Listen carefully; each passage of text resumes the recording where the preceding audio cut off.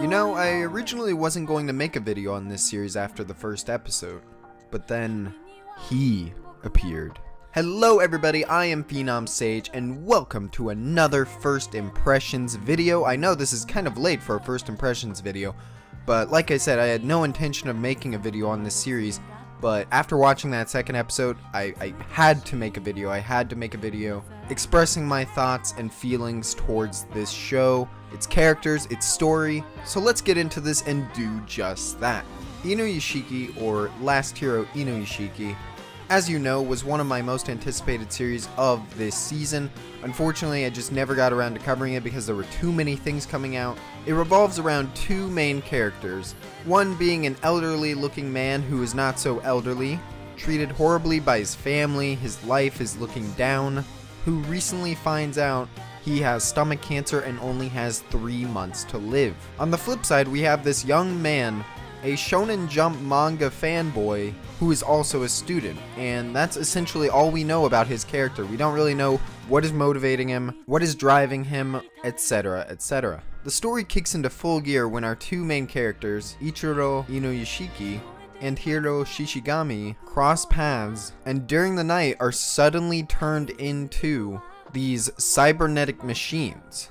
Now, that's all I'm going to say regarding that, because you know the point of these First Impressions videos are to get you guys and other people into this series and hopefully checking it out. But I will say that there will be a spoiler section in this video. There's just something I really need to talk about, which is what led to me making this video, which I cannot bring up and just leave in vague details. I have to talk about what happened. What really stood out to me in these first 2 episodes is the way the series paralleled these two main characters against each other. They're very different in ideals, but they're both essentially trying to reach the same end goal, which I will talk about in the spoiler section. Our first episode focuses on Ichiro Inuyashiki. We learn about his struggles, his daily life, and his deep desire to be a hero. Whereas in the second episode, we almost never see Inuyashiki in the second episode, instead focusing on Hiro and likewise seeing what he idealizes and what motivates him. I would say that Ichiro's motivations and what leads to him wielding this power as this cybernetic machine is somewhat basic. It still fits perfectly in the context of what's going on in his life, what we've seen in that first episode. And by the end of his episode, you really are rooting for this guy. You want to see him succeed and become what it seems he's always wanted to be. Whereas things take a different turn in the second episode when we focus on Hiro. And this is where the spoiler section will happen, so I have a link on the screen or a timestamp. Skip to that if you don't want to be spoiled on the second episode, but I need to talk about this. So yeah.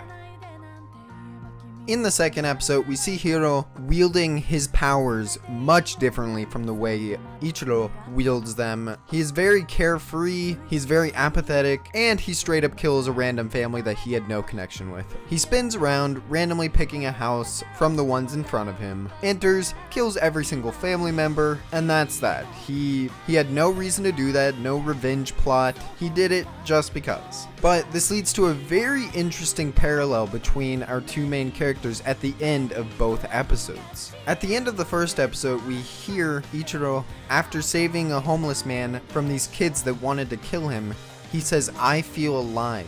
He says, "I am human." He cries because he saved a life. Whereas on the opposite side, Hiro kills these family members, and after toying around with them, asking them questions, talking to them a bit, and then hurting and killing them, he says, "I feel alive.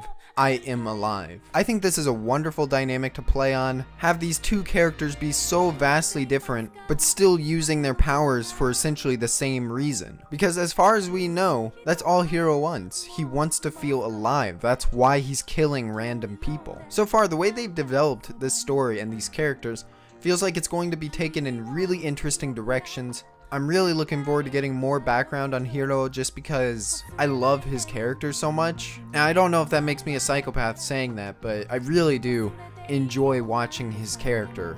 I think it's the One Piece fan in him.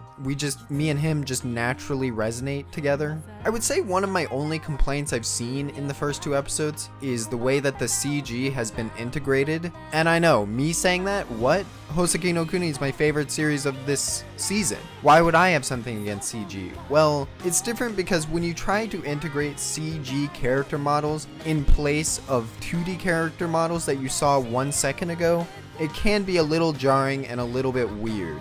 It also doesn't help that the CG isn't especially high quality.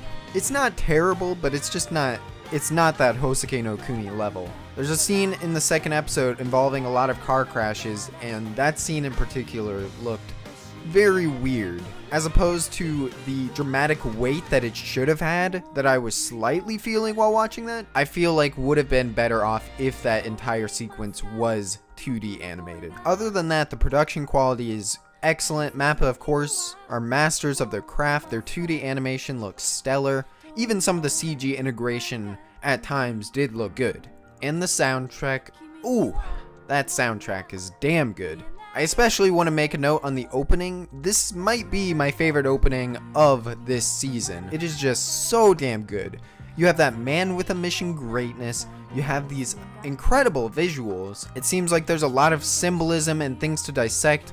It's just all around just a well-crafted opening. But yeah, that's really all I have to say for now. I won't be reviewing the series weekly, but I will try to either make a series review at the end of its airing, or in an extreme case, if an episode is just so damn good like episode 2 was, I might do a separate review on that particular episode, which feels weird to just skip around episodes, but if they are this good, I want to review something that gets me this excited. So that's been all from me. Thank you guys so much for watching. Stay tuned tomorrow for the Hoseki no Kuni review, and the day after that for the Ancient Magus review. It's gonna be fun. This anime season is just really great right now. This has been PhenomSage. As always, have a great day.